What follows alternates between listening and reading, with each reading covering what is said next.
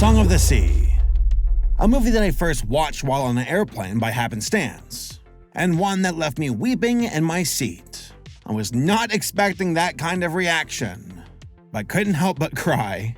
No joke, the guy sitting next to me put his hand on my shoulder and was like, "Are you okay?" And I was like, yeah, just that this movie's really sad.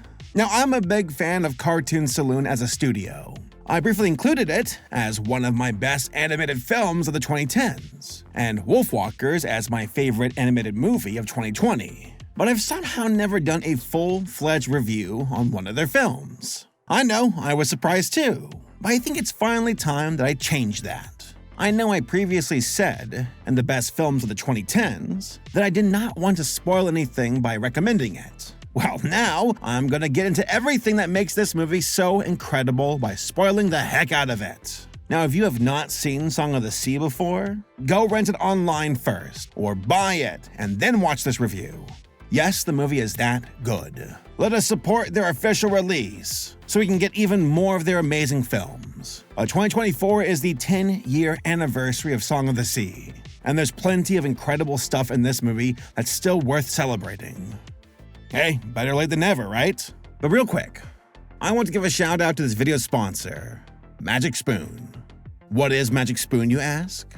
Well, Magic Spoon cereal is not just your average morning cereal. It's a game changer packed with goodness.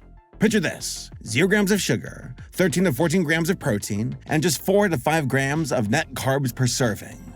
And with a modest 140 calories per serving, you can indulge guilt-free while still fueling your day. Magic Spoon also fits seamlessly into a variety of lifestyles. Whether you're keto, gluten-free, or simply health-conscious, Magic Spoon has got you covered. Plus, their cereal treats are perfect for those on-the-go moments when you need a protein-packed pick-me-up. Speaking from personal experience, growing up, cereal was a beloved part of my day. But as I got older, I struggled to find options that align with my lifestyle. That is where Magic Spoon came in, bringing back the joy of childhood favorites with a nutritious twist. Whether it's a good bowl in the morning or a quick bar before I hit the day running, Magic Spoon's options require no second thought. And for those with dietary restrictions or specific needs, Magic Spoon is a game changer. Whether you're keto, sensitive to gluten, diabetic, or simply watching your sugar intake, Magic Spoon offers exciting and delicious options that won't disappoint.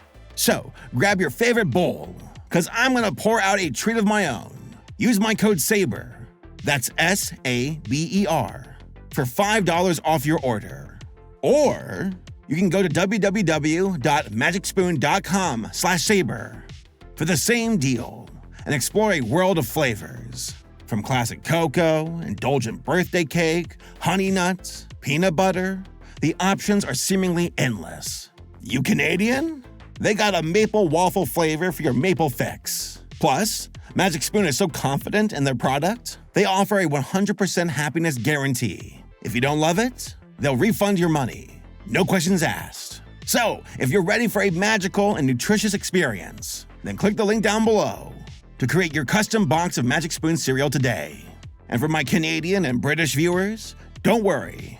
Magic Spoon ships to Canada and the UK too. Thanks again, Magic Spoon, for sponsoring this video. On that note, back to Ireland. Originally released at TIFF on September 6, 2014. Song of the Sea is an Irish animated film by Cartoon Saloon, a 2D animation studio based in Kilkenny, Ireland. It is the second of their trilogy of films centered around Irish folklore, the others including The Secret of Kells in 2009 and Wolfwalkers released in 2020. The story begins with a brief flashback. We're introduced to a small family, including 4-year-old son Ben, the lighthouse keeper Connor, and his pregnant wife Brona.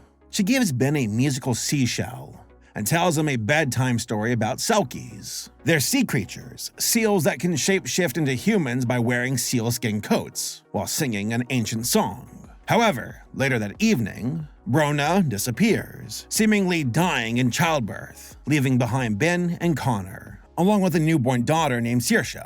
Suddenly, in late October 1987, on an island off the coast of Donegal, it's Saoirse's 6th birthday. But her older brother Ben is less than thrilled about it. He's been traumatized by their mother's disappearance. developing an intense fear of water, and bosses Saoirse around, hating that he has to look after her.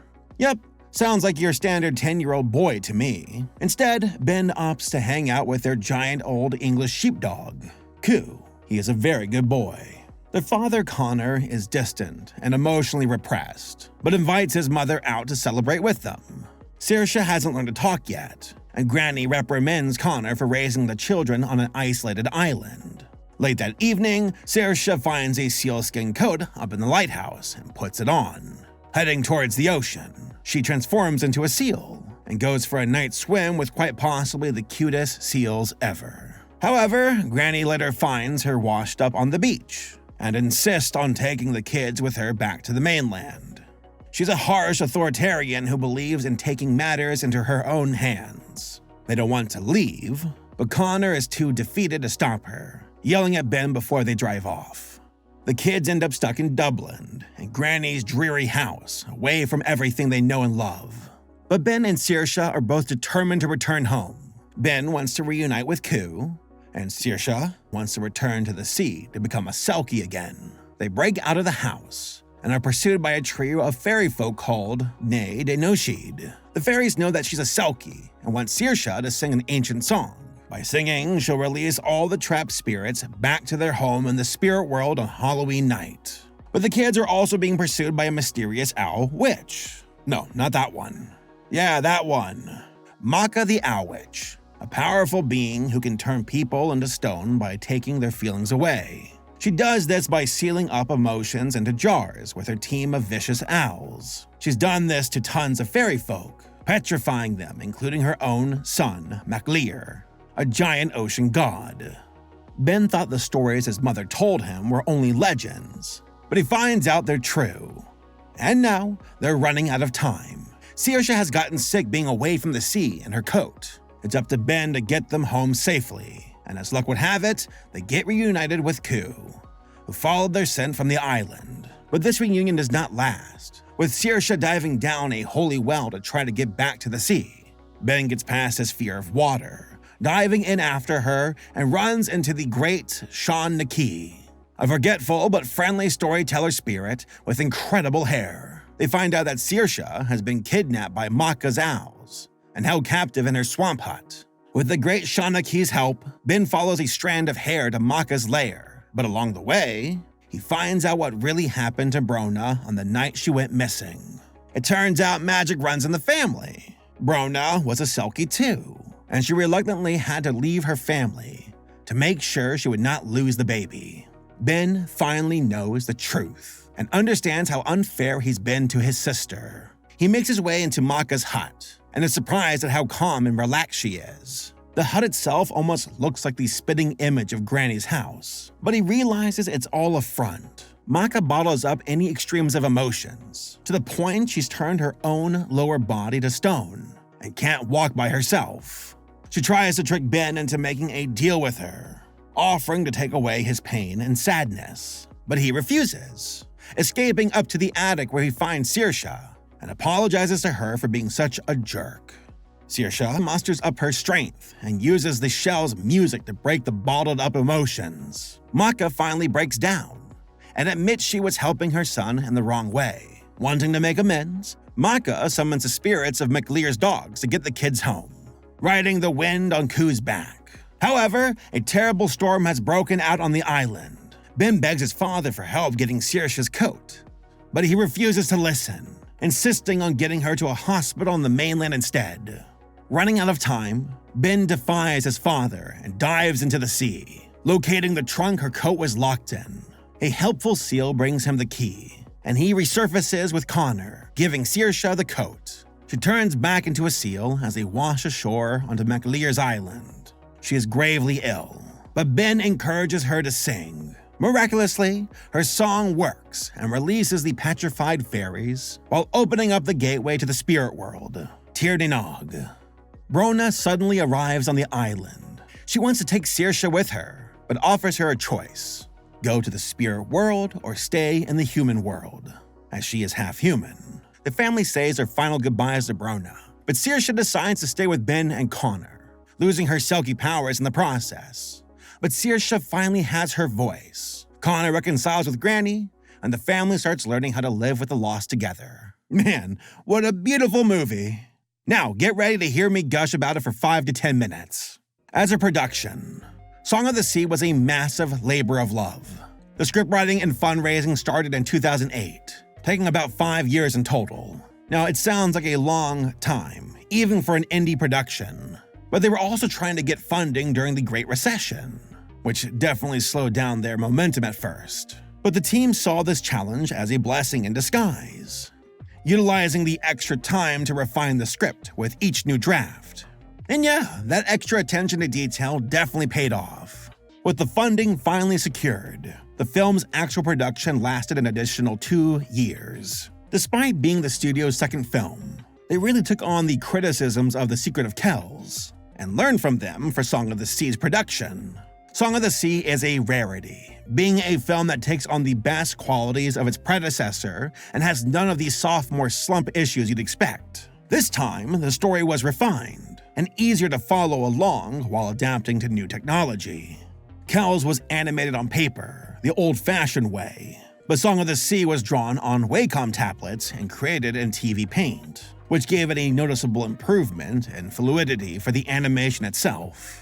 The animation and layout composition work was produced between 5 countries at 5 different studios: Digital Graphics in Belgium, Norlum in Denmark, Superprod in France, Studio 352 in Luxembourg, and of course, Cartoon Saloon in Ireland. Like, I'm genuinely so impressed at how consistently beautiful their art style is, with a heavy emphasis on geometric and symmetrical shapes to create such well-designed characters and their environment. It feels incredibly simple, but there's a ton of complexity in getting the entire world to feel so organic.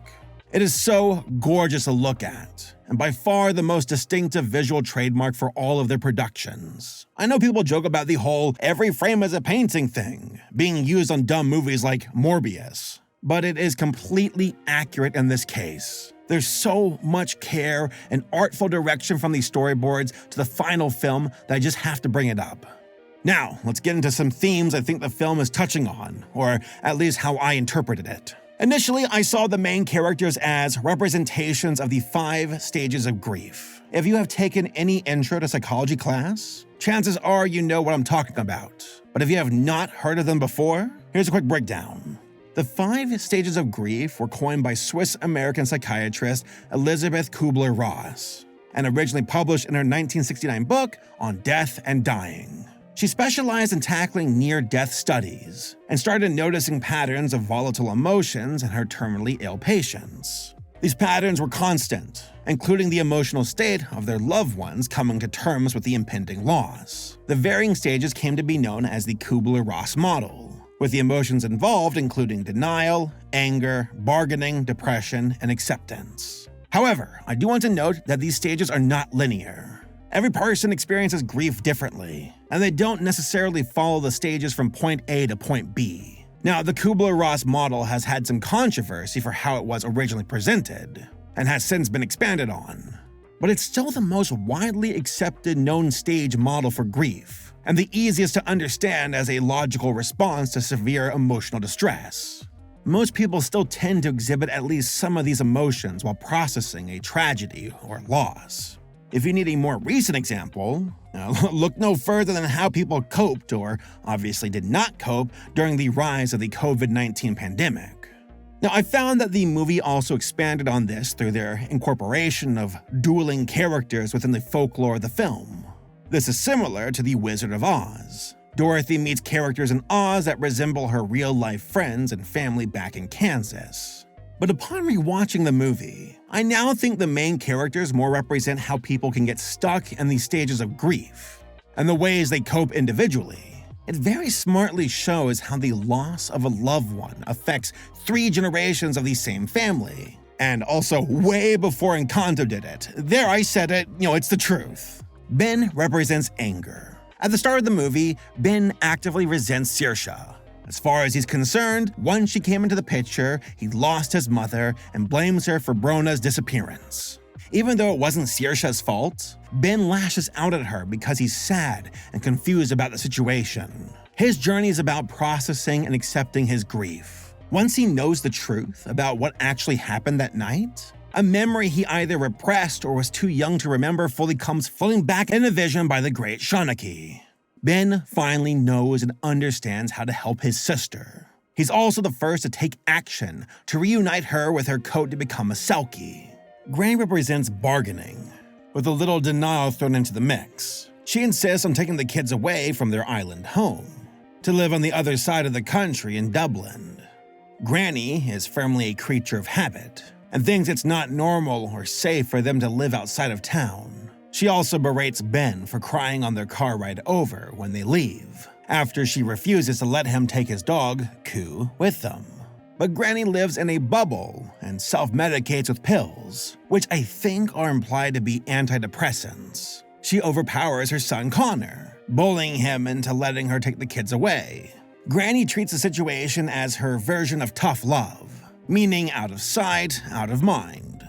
It is obviously not true, though. She completely ignores the needs and feelings of Ben and Saoirse, always claiming she knows what's best for them.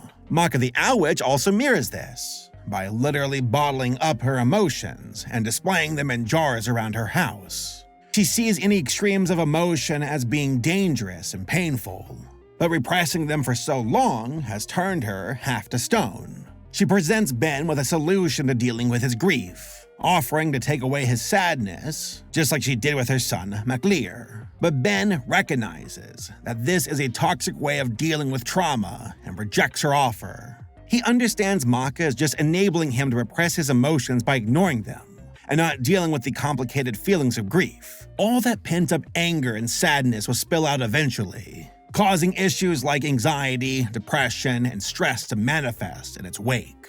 Once the kids use the shell to give Maka all of her emotions back, she finally talks openly about how she wanted to help her son in the only way she knew how, but accepts that she was going about things in the wrong way. Connor represents depression. He's become so numb and closed off that the only real love and joy he now shows in life is towards Saoirse. He's so afraid of losing his daughter that he locks up the Selkie coat and throws it into the ocean, not willing to risk her being taken away from him too.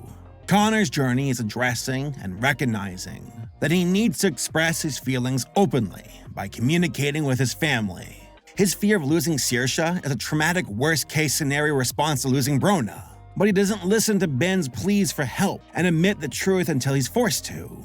Connor has become risk-adverse and overprotective of his daughter due to the trauma of losing his wife, but it has clouded his judgment, rendering him unable to help until Ben is in a similar life-or-death situation. His dueling character is named MacLear, a giant sea god, sort of like the Irish version of Neptune or Poseidon. His name is a rough translation of Son of Lear, or Son of the Sea. He's a father figure guardian who protects the gateway to the spirit world and the human world. He's also a literal interpretation of the phrase, "No man is an island." This phrase originates from English poet and cleric John Donne in his 1624 poem, Meditation 17. It explains that all humans are connected and cannot thrive in isolation. Its visual usage in the film is direct and incredibly poignant. People are able to get through awful situations by leaning on each other for emotional and psychological support, especially during periods of grief.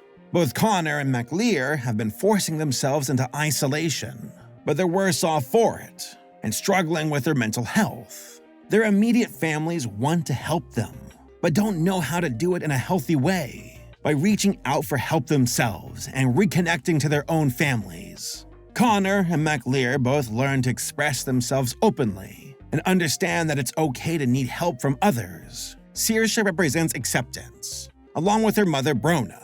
Saoirse does not understand the extent of the bond Ben and Connor had with their mother, but Saoirse loves and cares about her family deeply. At first, Ben is too hard on her because he misses Brona and does not have enough context to understand what actually happened.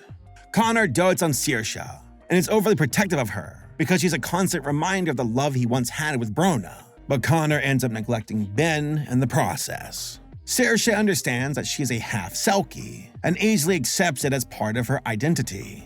However, she struggles to find her voice and ultimately has to sing by the end of the film to save the fairy folk. This represents her acceptance of how things in the past can't change, but she can choose for herself how to deal with the emotional baggage that comes with it. She chooses to stay with Ben and Connor, letting go of her Selkie powers to stay with them instead, and learn to enjoy life again. Acceptance does not mean that you're okay with how things have ended up. It's more that you recognize what you can control and what you cannot control about a situation. Even if it is unfair or painful, you recognize how to deal with these circumstances in the best way you can. It can definitely take some time to process everything, but with the help of a strong support system to get there, you'll be able to move on in a healthy way. As this movie is a fantasy, the ending shows a resolution between Ben, Connor, and Saoirse, making peace with Brona, giving them necessary closure, and addressing her unfinished business. One way or another, Brona had to return to the sea to give birth to Saoirse, as a clear metaphor for her dying in childbirth. She can't return to the human world with them, but they get one last chance to talk with her and say their goodbyes properly. It is an incredibly sweet and wonderful moment that always manages to make me cry. Like, if you don't cry during this movie, hey, you might already be made of stone.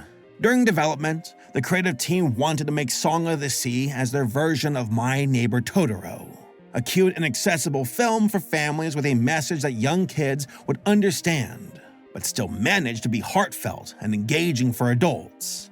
It's a difficult tightrope to walk, but I think they nailed it. I really appreciate how they include so much reverence to nature and an approachable story using Irish folklore. Setting the film in the late 1980s was a very deliberate choice by the filmmakers for that reason.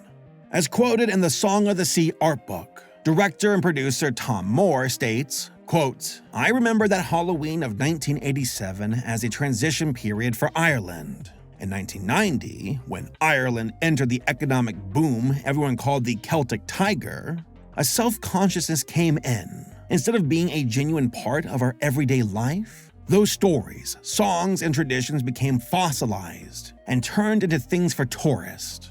End quote. More foreign companies were setting up shop there to expand their markets in the EU and take advantage of the low tax rates along with a younger workforce. But this was creating a noticeable change in Ireland's culture. They wanted to be seen more as sophisticated Europeans, but were actively repressing their own heritage instead. This is why there's been such an emphasis on telling traditional stories in Cartoon Saloon's work. They're preserving their own history and demonstrating what makes it so uniquely Irish to the rest of the world. As a studio, I believe Cartoon Saloon is severely underrated, and they have been for a long time. They have an insanely talented team who craft simple but universal stories that truly showcase how much love and care goes into their work. They don't demand your attention with obnoxious jokes or obtrusive voice acting. They earn your attention by creating a gorgeously animated world with wonderful music and lovable characters that stay with you long after the movie is over. In an age where automation destroys passion and cutting budgets equal cutting corners, I am so impressed at their dedication to creating smart, challenging media for everyone. Now, I've heard people compare them quite a bit to Studio Ghibli, especially due to their ecological themes and emphasis on folklore. I think it's a very fair comparison to make. If you've never seen one of their films or TV shows, you are seriously missing out, and I really hope you'll give them a shot. They deserve it. The artists and storytellers at Cartoon Saloon really are that talented and masterful at their craft. They are the indie studio that could. A homegrown company that still makes the majority of their work as hand-drawn 2D films and TV series. Especially outside of Japan, that is a true rarity in the Western animation field these days. They're creating the kinds of stories that studios like Disney have long since abandoned, and frankly, don't have the guts to make anymore. I don't want to reward a studio with my money for being lazy and disrespecting audiences with lackluster, half-baked baby food. I want to savor and enjoy a film that has the right balance of creativity, artistry, and care put into it. That is what Cartoon Saloon does best. There's an overwhelming vibe of quality and integrity that comes through all of their work, and I truly cannot recommend them enough. Song of the Sea is a movie I won't forget, and I'll keep looking out for whatever new projects they have on the horizon.